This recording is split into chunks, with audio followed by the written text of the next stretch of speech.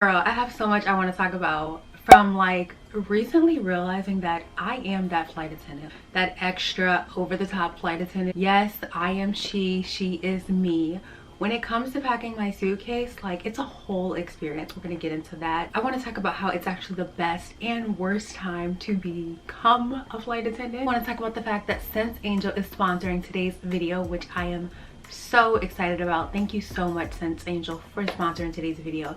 If you guys are not familiar with the company, it's a perfume company and they also make cologne. Over here you'll see the scents that I picked out. What's really dope about the company is that they create designer and niche fragrances. They offer full-size bottles as well as 5 milliliter and 10 milliliter, which those come in really handy for me as a flight attendant, because like I told you guys in my last video, if you're traveling anywhere like London, then you need to make sure everything is gonna fit in a little baggie. So y'all, it just hit me the other day, like, I'm over the top.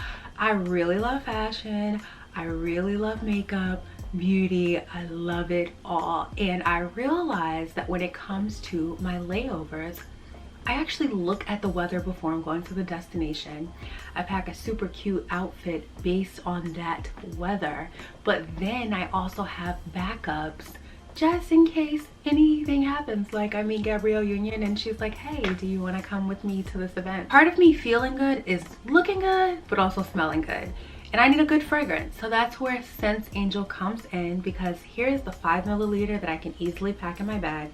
And here is the 10 milliliter that I can easily pack in my bag. These babies right here would stay home, because ain't nobody in nobody's TSA about to take my big perfume, because then I'm gonna be crying.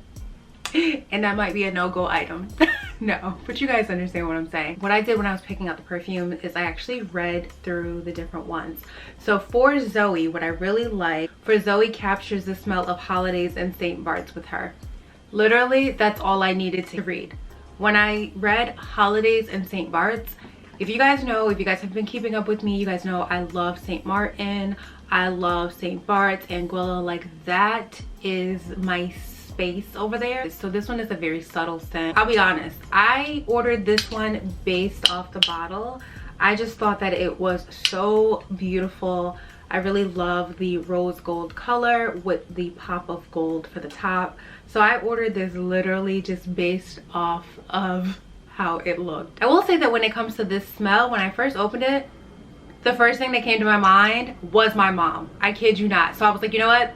I'm giving this to my mom. Whether you're looking to buy new perfumes, new travel size perfumes, looking for holiday gifts for your friends, because 'tis the season, like, can you guys believe it? I'm actually thinking about doing Vlogmas. I'm not sure yet. I will have everything that you need to know on ScentsAngel down in the description box below. Of course, a link, direct link, so you can go and get your life. So let's get into everything else. So can you guys actually believe that you're hearing these words out of my mouth, that it's the best yet worst time to become a flight attendant? Like, what? Hear me out. This is obviously my opinion. I don't just go off of what I think. I go off of messages that I receive. I kind of summarize it all in the sense of being like, okay, this is not an isolated situation where someone's feeling like this. Let's talk about why it's the best time to become a flight attendant. It's the best time to become a flight attendant because, in my opinion, it is so easy to get hired now. Across the airline, there is an influx of hiring, which makes you say, okay, well, that means there's like gonna be an influx of flying, perhaps. Because why else would people be hiring a ton if they didn't need to fill positions? These are flight attendants you're hiring. So you'll see, like, back to back, different airlines are hiring. It's not like it's just one airline that's just consistently hiring. You turn around, Southwest is hiring. You turn around, American is hiring. So the fact that so many airlines are hiring, it makes your gap, if you will, much wider. Meaning, well, if they don't hire me, they don't hire me, they don't hire me, they might hire me and they might hire me. So by putting in multiple applications, if you choose, then you have a greater chance of getting hired as a flight attendant. It's a good time because it's almost like being on a dating app, which I don't even know if this is the right example, but it just hit me, where you're on a dating app and like you kind of like putting yourself out there and you're hoping that you just match with someone. with somebody, I don't know if that's a really good example, but that's the example I'm using. When I went through it like back in the day, I remember I had like a phone interview, a video interview, in person. It was just a lot of different things that I had to go through, where you don't have to go through that now. And even when it came down to it and I had city code testing and stuff like that, you don't have to do that now. I remember one girl telling me that she was able to retake her final, and I was like, ma'am, what? Anyway, the point is I feel like it's much easier to get hired, and there's a lot more maybe understanding or assistance, or just giving you another chance to get it right. Now here's why it's a really bad time to become a flight attendant. Well, because the economy, right? So the money that you make within your first year as a flight attendant, the money is funny. I don't care what nobody say. I have never misled you guys, and I will never do that, and I will never gatekeep, because I want to set you up for success. But the money gets real funny, right? And so whereas, let's say you're based in somewhere like Texas, or you're based in somewhere like Georgia, the money that you make is going to stretch further than the money that you would make, that same money, if you live somewhere like New York, where I'm at. I don't, even people that have roommates, people that have crash pass situations, it's tough.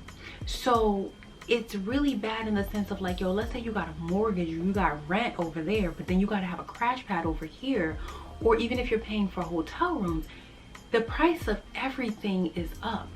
So while the money may have, you know, airlines may have given a little bit of a raise, the money might be up a little bit. But let's say you come to somewhere like New York. Literally just read something where this girl was saying she's spending over $400 a month on rideshare apps, and people were chiming in and saying, well, maybe you need to get comfortable, you know, with the public transportation for wherever you're living. Maybe she don't want to take the bus, maybe she don't want to take the train, or maybe she doesn't feel safe. Let's talk about the fact that we're supposed to be safe on the aircraft, right? We're practicing safety, but then we're supposed to negate our own personal safety and take the train?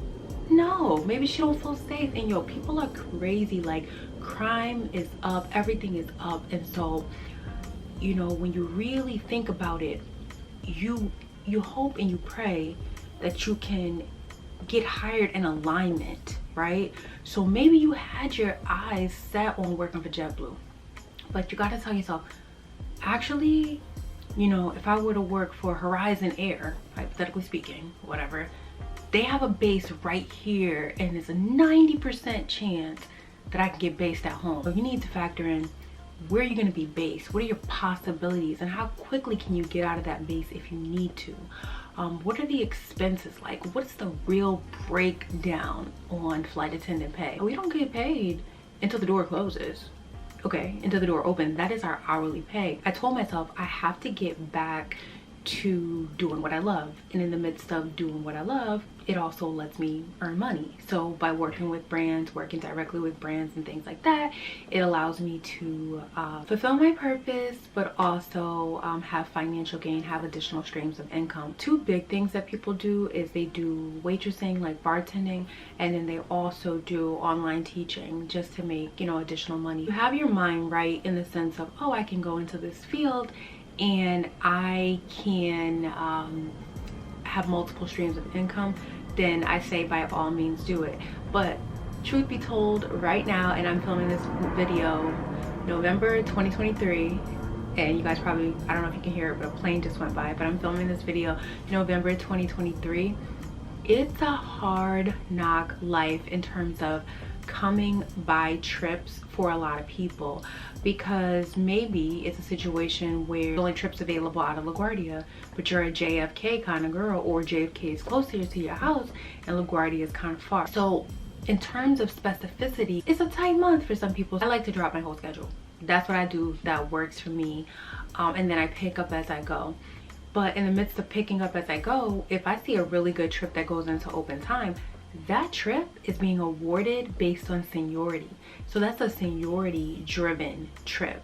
So like I was just trying to pick up something last night, and I just knew, I was like, okay, like I'm 13,000 out of like 27,000. I'm about to get this trip. No, it went to 11,000. Even though we collectively have that many flight attendants in our company, not all of those are based in New York City. So while it went to 11,000, in the base they might just be 6, 7 numbers in front of me. You know what I mean? It really just depends on who's actually based here. But I didn't even get that trip. No, I didn't sweat it. I was like, okay, I have other things I can do, other things I need to film, other contents and brand deals and XYZ. But I'm gonna tell you something, it really puts things into perspective where it's like, yo, maybe you need to keep your trips, even though I still don't think I would. I still don't think I would. I still think that I would drop as much as possible and pick up as I go, because whenever somebody drops that last minute 4-day Dakar, or that, you know, 5-day Dakar, or Accra or whatever, I can easily pick it up because my schedule is completely open. You know, so you figure out what works for you. But because the airlines are seniority driven and you are junior, that means you're making junior money. That means if you see a trip that comes out, that trip is going to be awarded based on seniority, so you're not going to get it. You know, and it doesn't even matter what base you're in, because you got to work your way to the top. Even when you're working your way to the top, there's always somebody on top of you, unless you're number one in your base. So it's the best yet worst time, in my opinion, to become a flight attendant. Now, that is not to deter you from it. It just means that when you're walking into this, you really need to plan, plot, strategize, and execute. Maybe you have a significant other, maybe you have a sugar daddy, maybe you have a business, whatever you have. As long as you have some sort of additional stream of income, or you can minimize your expenses. Like this girl was saying that she stopped doing hair, stopped doing nails, stopped doing all these other things, and she still is struggling on her first year pay. And that's real, and that's very transparent as well. That's the thing a lot of people don't talk about. They want to tell you, oh my gosh, become a flight attendant, it's so great, I had this layover. Okay, all right. You got a man at home? How long you been flying? What are your expenses? I'm never going to ever gatekeep, because I've been through the struggle before.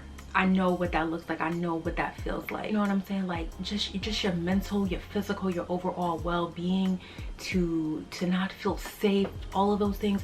I want you to really factor and really weigh everything when you are looking to transition into the flight attendant life, or even if you're already in the flight attendant life. Prioritize you, prioritize your mental health, and do what you got to do to take care of you. So God put that on my heart. I had to come and share that with you.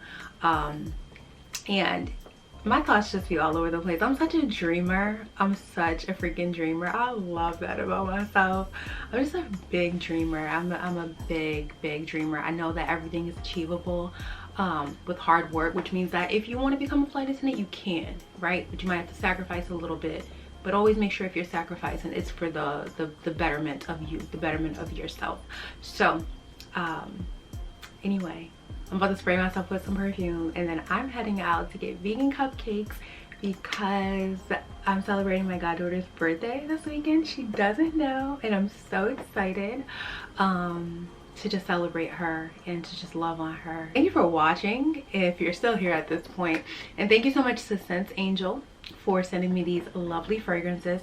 I'm about to spray myself with some for Zoe and go out and enjoy the day. In the meantime, in between time, until you see me again, make sure you continue to stay beautiful. Let nothing or no one stop you from growing, glowing, and shopping with my friends over at ScentsAngel. Love you guys.